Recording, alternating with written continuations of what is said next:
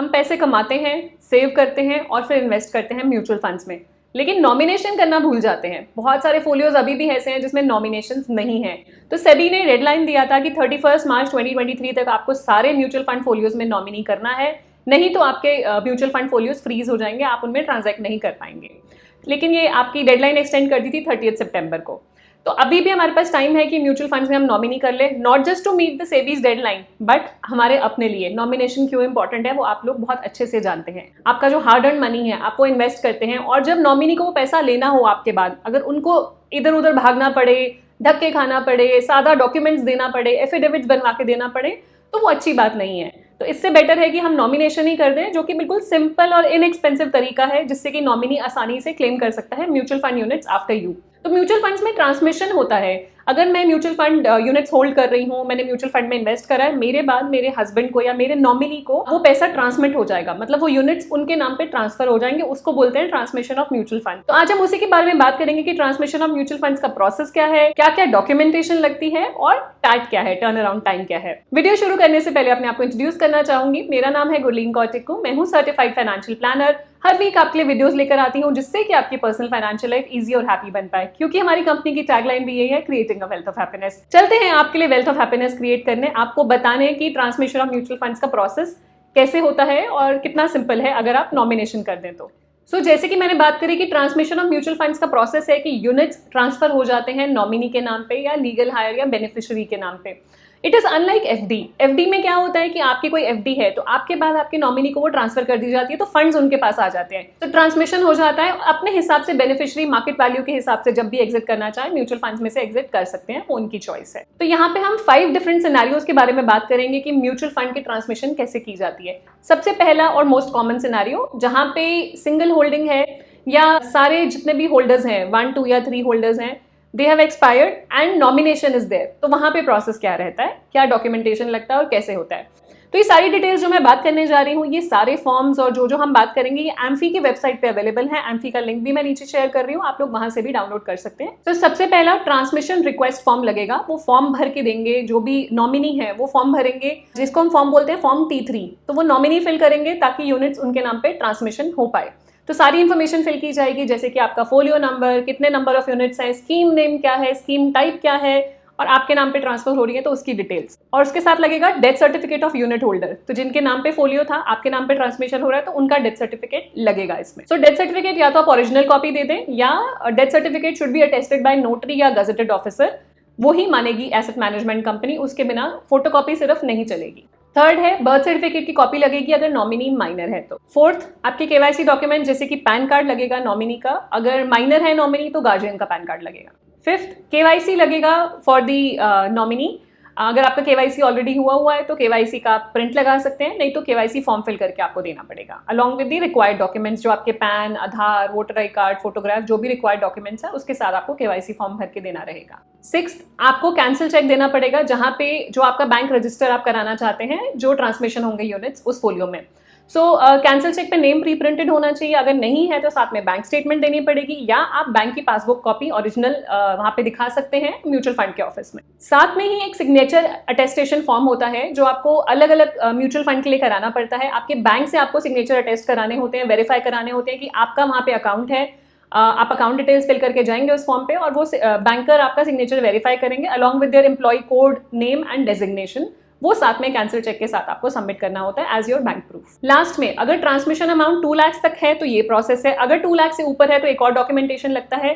जो आपका transmission form है वहां पे आपके बैंक मैनेजर या आप नोटरी से या गजेटेड ऑफिसर से स्टैंप करवा के देंगे, अगर 2 लाख से ऊपर का आपका अमाउंट है तो ट्रांसमिशन अमाउंट। नेक्स्ट सिनेरियो है joint holding with 1 surviving holder. Joint holding थी, फर्स्ट होल्डर की डेथ होगी और सेकंड होल्डर है जो क्लेम कर रहे हैं। तो यहाँ पे ध्यान रखिएगा, अगर ज्वाइंट होल्डर में सेकंड होल्डर है तो पहले उनका रोल है, उसके बाद नॉमिनेशन का रोल आता है। तो सेकंड होल्डर क्लेम करेंगे और उनका प्रोसेस क्या है। सबसे पहली चीज फॉर्म लगेगा, ट्रांसमिशन रिक्वेस्ट फॉर्म, और यहाँ पे फॉर्म डिफरेंट है which is T2 form. T2 form भर के देना रहेगा ट्रांसमिशन रिक्वेस्ट के लिए। दूसरा, death certificate of unit holder, जिनकी डेथ हुई है उनका डेथ सर्टिफिकेट इन ओरिजिनल या नोटराइज्ड या गजेटेड ऑफिसर से स्टैम्प करके आप देंगे। थर्ड है कॉपी ऑफ पैन, जो क्लेम कर रहे हैं उनका पैन की कॉपी लगेगी। फोर्थ, केवाईसी एक्नॉलेजमेंट लगेगा या केवाईसी फॉर्म भर के देना रहेगा। फिफ्थ, कैंसिल चेक देना रहेगा और कैंसिल चेक में नेम प्री प्रिंटेड होना चाहिए, नहीं है तो बैंक स्टेटमेंट और पासबुक कॉपी साथ में अकम्पनी कर सकते हैं along with signature verification form. तो अपने सिग्नेचर्स आप बैंक से वेरीफाई करा के देंगे along with your bank details, वो वेरीफाई करेंगे अपने एम्प्लॉय कोड, नेम और डेजिग्नेशन के साथ बैंकर आपको वेरीफाई करके देंगे, वो भी साथ में लगेगा। सो ये दोनों प्रोसेसेस तो काफी सिंपल थे जो हमने देखा कि जहाँ पे नॉमिनी है या यहाँ पे जॉइंट होल्डर है तो काफी सिंपल प्रोसेसेस हैं। तीसरे पे आ जाते हैं जहाँ पे सिंगल होल्डिंग और कोई नॉमिनी नहीं है। यहाँ पे सबसे ज्यादा डॉक्यूमेंटेशन लगती है बिकॉज यहाँ पे बहुत सारे लीगल हायर्स आ जाते हैं, तो इसलिए डॉक्यूमेंटेशन की लिस्ट भी बड़ी है। हम देखते हैं क्या क्या है। सबसे पहला ट्रांसमिशन रिक्वेस्ट फॉर्म T3 लगेगा ट्रांसमिशन की यूनिट्स की रिक्वेस्ट देने के लिए। दूसरा, डेथ सर्टिफिकेट लगेगा यूनिट होल्डर का जिनकी डेथ हुई है, ओरिजिनल में लगेगा या आप नोटरी से टेस्ट करा के देंगे या आप गजेटेड ऑफिसर से स्टैम्प करवा के देंगे। तीसरा, अगर जो क्लेमेंट हैं वो माइनर हैं तो उस केस में उनका कॉपी ऑफ बर्थ सर्टिफिकेट लगेगा, again attested. Fourth, copy of pan card for Clement या अगर क्लेमेंट माइनर है तो गार्डियन का पैन कार्ड साथ में लगेगा। फिफ्थ, केवाईसी एक्नॉलेजमेंट या केवाईसी फॉर्म क्लेमेंट का, अगर क्लेमेंट माइनर है तो गार्डियन का लगेगा। केवाईसी पूरे प्रोसेस के साथ जो केवाईसी फॉर्म फिल होता है जिसमें फोटोग्राफ, पैन, आधार, डॉक्यूमेंटेशन सारी लगती है, केवाईसी फॉर्म देंगे। अगर केवाईसी ऑलरेडी हो रखा है तो केवाईसी एक्नॉलेजमेंट देंगे क्लेमेंट का, या अगर माइनर है तो गार्डियन का। सिक्स्थ, कैंसिल चेक देंगे जिसमें नेम प्री प्रिंटेड होना चाहिए, या तो आपका बैंक स्टेटमेंट साथ में या पासबुक अगर प्री प्रिंटेड नहीं है तो। उसके साथ जो मैंने बताया आपको अनेक्शर 1A पे सिग्नेचर वेरिफिकेशन करके आप देंगे बैंक की तरफ से, जहां पे आप साइन करेंगे और बैंक वेरीफाई करेगा कि आपका अकाउंट इस बैंक में है और ये आपके सिग्नेचर्स हैं। साथ में अपना एम्प्लॉय कोड, अपना नेम, अपना डेजिग्नेशन साथ में स्टैम्प के साथ लिखना जरूरी है। और इंपॉर्टेंट डॉक्यूमेंट, क्योंकि यहाँ पे नॉमिनेशन नहीं था तो एक प्रॉपर एविडेंस देना पड़ेगा कि जो यूनिट होल्डर थे जिनकी डेथ हुई तो उनके साथ आपका क्या रिलेशनशिप है। तो डॉक्यूमेंट जैसे गवर्नमेंट के डॉक्यूमेंट्स हैं, आपका पासपोर्ट हो गया जहाँ पे रिलेशनशिप मेंशन्ड है कि आपका रिलेशनशिप क्या था यूनिट होल्डर के साथ, इस तरह का कोई भी डॉक्यूमेंट आप प्रोड्यूस कर सकते हैं एज एन एविडेंस। तो यहाँ पे बॉन्ड ऑफ इंडेमनिटी दिया जाएगा एज पर एनेक्शर 2। अगर एक से ज्यादा लीगल हायर्स हैं तो बाकी लीगल हायर्स अपने राइट्स ट्रांसफर कर रहे हैं तो उसका एक इंडेमनिटी बॉन्ड दिया जाता है एज पर एनेक्शर 2। और ये अलग अलग एसेट मैनेजमेंट कंपनी से आप चेक कर सकते हैं, हर एक का वो नॉन जुडिशियल स्टैम्प पेपर पे बनता है ये, तो उस हिसाब से आप चेक कर सकते हैं कितने के नॉन जुडिशियल स्टैम्प पेपर पे बनेगा वो। इंडिविजुअल एफिडेविट्स दिए जाएंगे बाकी लीगल हायर्स की तरफ से एज पर एनेक्शर 3। एनओसी दिया जाएगा एज पर एनेक्शर 4, जो लीगल हायर्स क्लेम नहीं कर रहे हैं और वो क्लेमेंट के फेवर में एक एनओसी देंगे ताकि कि क्लेमेंट वो क्लेम कर सकते हैं, आप ट्रांसमिशन अपने नाम पे करा सकते हैं। ये तो प्रोसेस हो गया जहां पे transmission amount less than 2 lakh है। जहां पे ट्रांसमिशन अमाउंट 2 लाख से ज्यादा है वहां पे कुछ एडिशनल डॉक्यूमेंट्स भी रिक्वायर्ड हैं। एक तो जैसे मैंने आपको बताया था जो ट्रांसमिशन फॉर्म है, जो फॉर्म T3 है, उसी पे ही नोटरी से या बैंक मैनेजर से या गजेटेड ऑफिसर से आपको अटेस्ट करवा के देना है। दूसरा, इंडिविजुअल एनेक्शर्स लगेंगे अगेन अगर अमाउंट 2 लाख से ऊपर है। तीसरा, कोई भी एक डॉक्यूमेंट चाहिए इन डॉक्यूमेंट्स में से, notarize copy of probated will, succession certificate issued by a competent court या लेटर ऑफ एडमिनिस्ट्रेशन और court decree in case of intestate succession. तो इन तीनों में से कोई भी डॉक्यूमेंट प्रोड्यूस करना होगा अगर नॉमिनी नहीं है और 2 लाख से ऊपर का आपका ट्रांसमिशन अमाउंट है। सो यहाँ पे आप देख रहे हैं कि डॉक्यूमेंटेशन की लिस्ट और हैसल कितना ज्यादा बढ़ गया आपके बेनिफिशियरीज के लिए। तो बेटर है अपने अकाउंट में ज्वाइंट होल्डर या नॉमिनी, ज्वाइंट होल्डर और नॉमिनी दोनों भी कर सकते हैं। एक तो यही है कि बहुत ज्यादा हैसल है, दूसरा इट्स एक्सपेंसिव ऑल्सो, अलग अलग एफिडेविट्स आपको बनवाने पड़ेंगे अपना ही पैसा क्लेम करने के लिए। तो बेटर है कि नॉमिनेशन कर दें, सेबी की डेडलाइन की वेट ना करें। फोर्थ सिनेरियो है जहाँ पे सेकंड या थर्ड होल्डर की डेथ हो जाती है तो उस केस में नेम डिलीट करवाना पड़ता है सेकंड या थर्ड होल्डर को। हमने अभी देखा था जहाँ पे फर्स्ट होल्डर की डेथ हुई, सेकंड होल्डर ने कैसे क्लेम किया। अब फर्स्ट होल्डर है, सेकंड या थर्ड होल्डर की डेथ होगी तो नेम डिलीट करवाना पड़ेगा। उसका प्रोसेस क्या है? पहला तो यहाँ पे फॉर्म लगेगा which is form T1, request form लगेगा for deletion of joint holder. तो यहाँ पे हम डिलीट कर रहे हैं कि joint holder is no more और हम डिलीट करना चाहते हैं उनको फोलियो से, तो फॉर्म नंबर T1 आपको देना पड़ेगा from the surviving holders. Death certificate देना पड़ेगा ओरिजिनल में या नोटराइज या गजेटेड ऑफिसर से स्टैम्प करवा। थर्ड, अगर आपके बैंक में कुछ चेंजेस हैं तो फ्रेश बैंक मैंडेट देना पड़ेगा along with cancel cheque with name pre printed.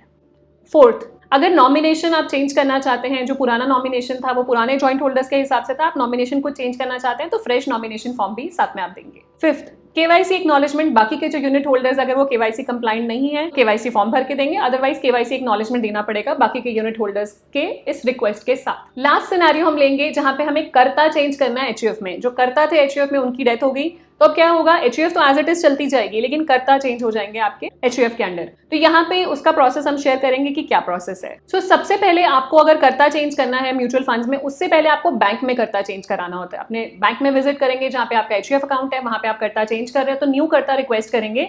ये ओल्ड कर्ता का डेथ सर्टिफिकेट है तो हम कर्ता चेंज कर रहे हैं, तो वो कर्ता चेंज करने के बाद वो बैंक का लेटर वहां से आएगा कि न्यू कर्ता अपॉइंट कर दिया गया है इस अकाउंट में।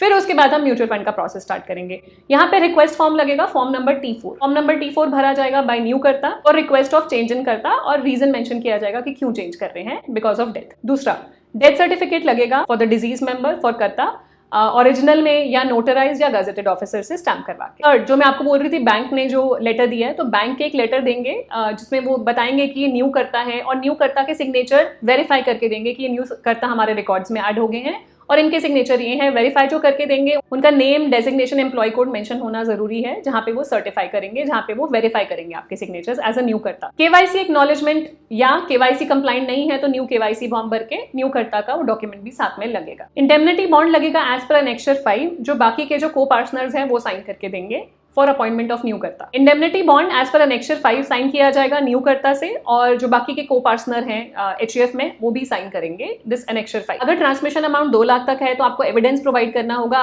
Between the relationship between old करता एंड जो न्यू करता अपॉइंट हुए एंड दी को पार्टनर। अगर 2 लाख से ऊपर है ट्रांसमिशन तो इनमें से कोई भी डॉक्यूमेंट आप दे सकते हैं। पहला, notarize copy of settlement deed. दूसरा, notarize copy of deed of partition और notarize copy of decree of the relevant competent court. तो ये इनमें से एक डॉक्यूमेंट कंपलसरी हो जाएगा अगर 2 लाख से ऊपर का ट्रांसमिशन अमाउंट है तो ये सारे फॉर्म्स की जो हमने बात करी और जो एनेक्शर्स की बात करी हमने प्रोसेस में, वो सारे फॉर्म्स और एनेक्शर आपको मिल जाएंगे एम्फी की साइट पे। आप इजीली वहां से डाउनलोड कर सकते हैं और अपना ट्रांसमिशन प्रोसेस करवा सकते हैं। यूजुअली जो टैट होता है वो 15 वर्किंग डेज का होता है, जहां पे आप पूरे डॉक्यूमेंट्स एक बार में सबमिट कर देते हैं। उसके बाद से 15 दिन काउंट होते हैं। तो आप ये समझ के चलिए थोड़ा सा लेंदी प्रोसेस है ट्रांसमिशन का, और ये फिजिकल प्रोसेस है। अगर आपने फिजिकल यूनिट्स होल्ड कर रहे हैं तो फिजिकल प्रोसेस है। जिस म्यूचुअल फंड कंपनी का है वहां पे आप पेपर्स डिपॉजिट करेंगे, अलग अलग फोलियोज के हिसाब से अलग अलग डॉक्यूमेंट्स बनेंगे, या आप जो रजिस्ट्रार है जैसे कैम्स और कार्वी रजिस्ट्रार है उनके पास भी डिपॉजिट कर सकते हैं डॉक्यूमेंट्स। आई विल एडवाइज कि जो आपके डॉक्यूमेंट्स हैं वो बाय हैंड ही सबमिट कराएं, कोरियर ना करें, सो दैट एक ही बार में जो भी डॉक्यूमेंट ऑफिसर चेक कर रहे हैं एक ही बार में चेक कर लें और कुछ कमी है तो आपको उसी टाइम पे बता दें, क्योंकि एक टाइम पे कंप्लीट करना थोड़ा सा मुश्किल हो जाता है जहां पे स्पेशली वो 2 लाख से ऊपर वाला अमाउंट है। तो बेटर है बाय हैंड सबमिट करें और वहीं पे आपको रिक्वायरमेंट्स आगे की बता देंगे, या आप अपने म्यूचुअल फंड डिस्ट्रीब्यूटर की हेल्प ले सकते हैं, वो भी आपको इस काम में हेल्प कर देंगे। सो ये था मेरी तरफ say about transmission process in mutual funds. कुछ भी क्वेश्चंस हो इनके रिगार्डिंग आप शेयर कीजिएगा कमेंट सेक्शन में। एंड जाने से पहले क्विक रिमाइंडर, अगर अभी तक आपने हमारे चैनल को सब्सक्राइब नहीं किया है, do subscribe so that you get the right information at the right time. मिलते हैं जल्दी नेक्स्ट वीडियो में। Stay safe, take care, bye bye.